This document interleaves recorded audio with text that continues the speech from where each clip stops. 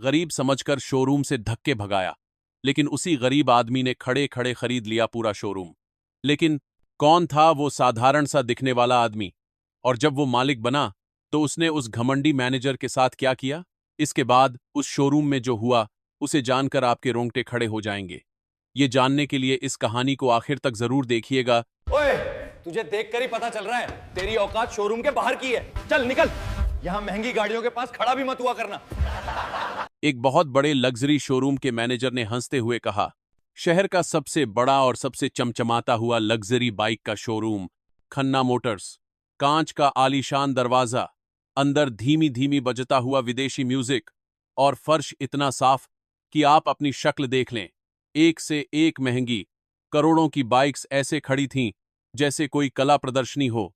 तभी कांच का दरवाजा खुला और एक साधारण सा आदमी अंदर आया। नाम था विनोद। उसके कपड़े साधारण थे, प्रेस भी नहीं किए हुए थे, और पैरों में धूल भरे स्पोर्ट्स शूज थे, लेकिन उसके चेहरे पर एक अजीब सी शांति और आत्मविश्वास था। रिसेप्शन पर बैठी लड़की ने उसे ऊपर से नीचे तक देखा, एक नकली सी मुस्कान दी और पूछा, जी, किससे मिलना है आपको? विनोद ने बड़ी शांति से जवाब दिया, राहुल से मिलना है। वो यहाँ का मैनेजर है, मेरा पुराना दोस्त है। कुछ ही मिनटों में राहुल अपने केबिन से बाहर आया। नेवी ब्लू कलर का महंगा सूट, चमचमाते हुए जूते, और चाल में एक ऐसा घमंड जैसे वो उस शोरूम का नहीं बल्कि पूरी दुनिया का मालिक हो। उसने विनोद को देखते ही अपनी हंसी दबाई और एक व्यंग्य भरी मुस्कान के साथ बोला, अरे विनोद, तू कहाँ गायब हो गया था इतने साल? क्या हाल है भाई? कोई नौकरी वोकरी लगी कि अभी भी छोटे मोटे कामों में ही टाइम काट रहा है?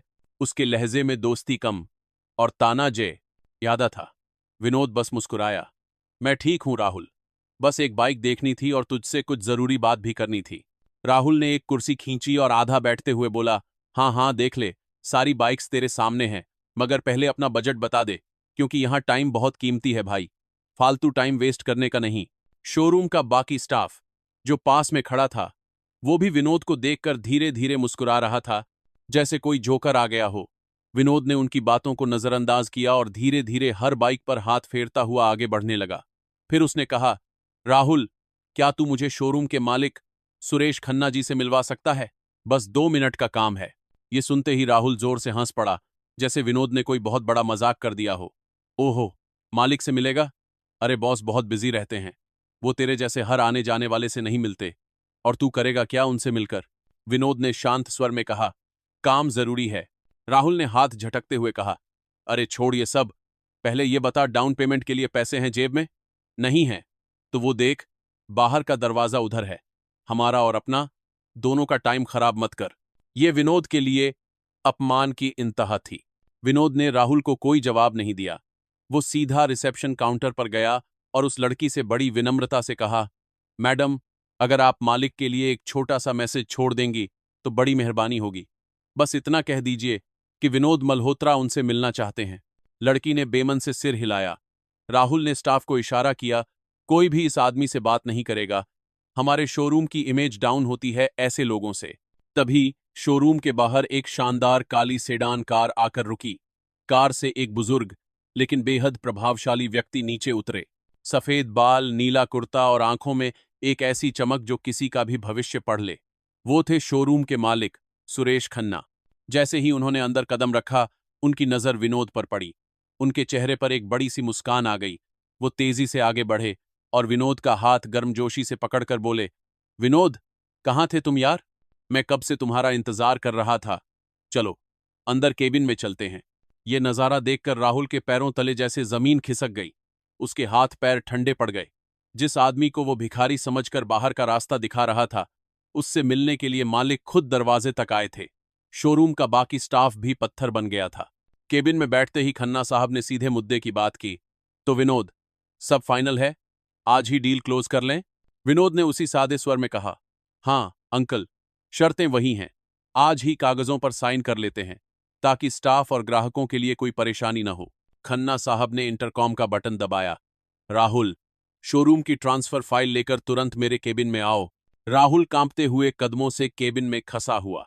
खन्ना साहब ने बिना किसी भूमिका के एक सख्त आवाज में कहा, राहुल, नोट कर लो, आज से इस शोरूम के नए मालिक मिस्टर विनोद मल्होत्रा हैं। मैं अपना पूरा रिटेल डिवीजन इन्हें बेच रहा हूं। आगे से तुम्हें इन्हीं के निर्देशों पर काम करना होगा। कमरे में एक पल के लिए सन्नाटा छा गया। राहुल के हाथ से फाइल लगभग गिर ही गई थी। कुछ मिनट पहले जो अहंकार उसके शब्दों से टपक रहा था, वो अब उसकी आंखों में शर्म बनकर पिघल रहा था। उसने हकलाते हुए कहा, सर, विनोद, मुझे मुझे पता नहीं था। खन्ना साहब का लहजा और भी कठोर हो गया। तुम्हें पता होना चाहिए था राहुल। तुम्हें यह पता होना चाहिए था कि किसी इंसान की इज्जत उसके कपड़ों से नहीं, उसके किरदार से की जाती है। ये बीमारी ठीक कर लो अपनी। अब जाओ और सारी फाइलें पूरी करो। दोस्तों, विनोद हमेशा से ऐसा नहीं था। एक वक्त था जब उसके पिता एक छोटी सी दर्जी की दुकान चलाते थे और मां दूसरों के घरों में काम करती थी। विनोद ने गरीबी को बहुत करीब से देखा था। उसने अपने पिता के हाथों में पड़े छाले देखे थे, अपनी मां की आंखों में चिंता देखी थी।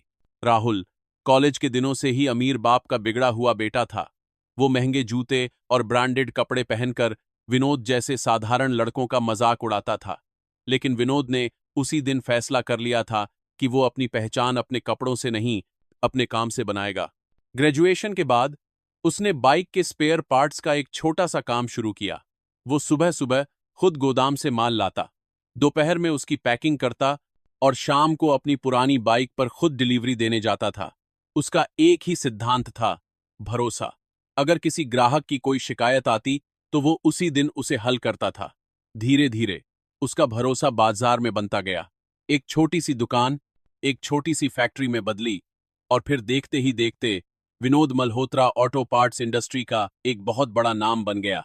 उसने हमेशा एक ही बात याद रखी, कपड़े और शक्ल बदल सकती है, लेकिन मेहनत और नीयत कभी नहीं बदलनी चाहिए। जब विनोद केबिन से बाहर निकला तो पूरे शोरूम में पिन ड्रॉप साइलेंस था। हर किसी की नजरें शर्म से झुकी हुई थीं, लेकिन विनोद के चेहरे पर गुस्से का कोई भाव नहीं था। उसने सबको एक साथ बुलाया और बड़ी शांति से कहा, दोस्तों, मुझे पता है आप सब क्या सोच रहे हैं, लेकिन बीती बातों को भूल जाइए। आज से इस शोरूम का बस एक ही नियम होगा, यहां हर ग्राहक की इज्जत होगी। कोई भी ग्राहक उसके कपड़ों, उसकी भाषा या उसकी शक्ल से नहीं, बल्कि उसकी कास्ट पर होगी, जरूरत से पहचाना जाएगा। इज्जत पहले, डील बाद में। ये सुनते ही स्टाफ के चेहरों पर एक राहत की लहर दौड़ गई और अपने आप तालियां बज उठीं। तभी राहुल झुके हुए कंधों के साथ एक कदम आगे आया। उसकी आवाज में गहरा पश्चाताप था। विनोद, मुझसे बहुत बड़ी गलती हो गई। मैं घमंड में अंधा हो गया था। प्लीज मुझे माफ कर दे। मुझे नौकरी से मत निकालना। मैं सीखना चाहता हूं, मैं बदलना चाहता हूं। विनोद ने उसे कुछ देर ध्यान से देखा। फिर उसने कहा, ठीक है राहुल, तुम यहीं काम करोगे, लेकिन एक वादे के साथ। आज के बाद इस शोरूम में किसी भी ग्राहक, स्टाफ या छोटे से छोटे सप्लायर की भी बेइज्जती नहीं होगी। जो भी नया इंसान इस दरवाजे से अंदर आएगा, उसे सबसे पहले वेलकम सर तुम कहोगे। बात खत्म। राहुल ने झुके हुए सिर के साथ कहा, वादा रहा विनोद, वादा रहा। पहले ही दिन से विनोद ने शोरूम में छोटे छोटे लेकिन बड़े असरदार बदलाव करने शुरू कर दिए। उसने एक टोकन सिस्टम शुरू किया ताकि कोई भी ग्राहक खुद को अनदेखा महसूस न करे। सर्विस एरिया में एक लाइव स्क्रीन लगवाई ताकि हर ग्राहक देख सके कि उसकी बाइक पर क्या काम हो रहा है। पूरी पारदर्शिता। उसने स्टूडेंट बुधवार नाम से एक स्कीम शुरू की, जहां कॉलेज के छात्रों के हेलमेट और ब्रेक फ्री में चेक किए जाते थे। और सबसे अनोखा, उसने गुड बिहेवियर अवार्ड शुरू किया, जो सबसे ज्यादा सेल्स करने वाले को नहीं, बल्कि ग्राहकों के साथ सबसे अच्छा व्यवहार करने वाले स्टाफ मेंबर को दिया जाता था। स्टाफ को समझ आ गया था कि उनका नया मालिक सिर्फ टारगेट नहीं, बल्कि तहजीब भी मांगता है। उसी शाम एक साधारण सा दिखने वाला आदमी शोरूम में आया। उसके चेहरे पर एक झिझक थी। उसने बताया कि उसके बेटे की नौकरी बहुत दूर लगी है और उसे आने जाने के लिए एक सेकंड हैंड बाइक चाहिए, पर उसके पास पूरे पैसे नहीं हैं। विनोद ने यह सुना और सर्विस हेड को बुलाकर कहा, हमारे पास जो सबसे अच्छी कंडीशन की एक्सचेंज बाइक है, वो इनके नाम कर दो। जितनी हो सके उतनी आसान किश्तें बना दो, और मेरी तरफ से एक नया हेलमेट भी फ्री दे देना। ये सुनकर उस आदमी की आंखें भर आईं। वो बस हाथ जोड़कर खड़ा रह गया। उधर केबिन में बैठा राहुल ये सब देख रहा था। आज उसे एहसास हो रहा था कि वो कितनी बार लोगों को उनके पहनावे से जज करके उनकी जरूरतों का अपमान करता था। वो चुपचाप अपनी कुर्सी से उठा और शोरूम के मेन गेट पर जाकर खड़ा हो गया। अगले कुछ ही दिनों में शोरूम का माहौल पूरी तरह बदल गया। जिस शोरूम का माहौल पूरी तरह बदल गया। जिस शोरूम के बाहर से लोग मैनेजर के बर्ताव के कारण चिढ़कर लौट जाते थे, अब वहीं लोग खुशी खुशी आने लगे। एक मशहूर ऑटो व्लॉगर ने शोरूम का दौरा किया और एक वीडियो बनाया जिसका टाइटल था, यह शोरूम अब मशीनें नहीं, भरोसा बेचता है। ये वीडियो वायरल हो गया और शोरूम की सेल्स आसमान छूने लगी। एक शाम जब सब जा चुके थे, विनोद अकेला शोरूम में टहल रहा था। उसे अपने पिता की सिलाई मशीन की आवाज, अपनी मां की दुआएं और अपनी मेहनत के दिन याद आ रहे थे। तभी पीछे से खन्ना साहब आए। उन्होंने विनोद के कंधे पर हाथ रखा और कहा, मुझे खुशी है कि मैंने ये शोरूम सही हाथों में सौंपा। पैसा देना आसान होता है विनोद, लेकिन संस्कार देना बहुत मुश्किल। तुम दोनों दे रहे हो। दोस्तों, ये कहानी हमें सिखाती है कि आपकी घड़ी चाहे सस्ती हो या महंगी, वो वक्त एक जैसा ही बताती है। फर्क बस इस बात से पड़ता है कि आप उस वक्त से क्या सीखते हैं। विनोद ने अपमान का जवाब अपमान से नहीं, बल्कि अपनी कामयाबी और अपनी विनम्रता से दिया। उसने साबित कर दिया कि सादगी कोई हार नहीं, बल्कि सफलता की सबसे भरोसेमंद यूनिफॉर्म है। उसने न सिर्फ एक शोरूम खरीदा, बल्कि लोगों के दिलों में इज्जत और भरोसा भी कमाया, जो दुनिया की कोई दौलत नहीं खरीद सकती। अगर आपको विनोद की विनम्रता और सफलता की इस कहानी ने प्रेरित किया है, तो इस वीडियो को एक लाइक जरूर करें और कमेंट में काम ही असली पहचान है जरूर लिखें। इस कहानी को अपने दोस्तों के साथ शेयर करें और ऐसी ही जबरदस्त, आंखें खोल देने वाली कहानियों के लिए हमारे चैनल को सब्सक्राइब और फॉलो करना न भूलें। मिलते हैं अगली कहानी में।